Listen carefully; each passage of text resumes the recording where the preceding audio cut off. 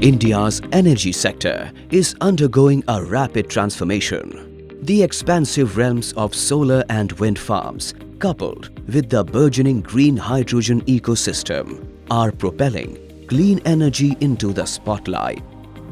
India is pursuing very ambitious clean energy pathways. To meet this, India needs to deploy massive amount of renewable over the next 10 years. And this needs smart, digital and energy solutions. Harnessing its global expertise in long-distance power transmission through HVDC, Hitachi Energy in India is contributing towards India's vision of electrifying each household through a resilient and flexible power infrastructure.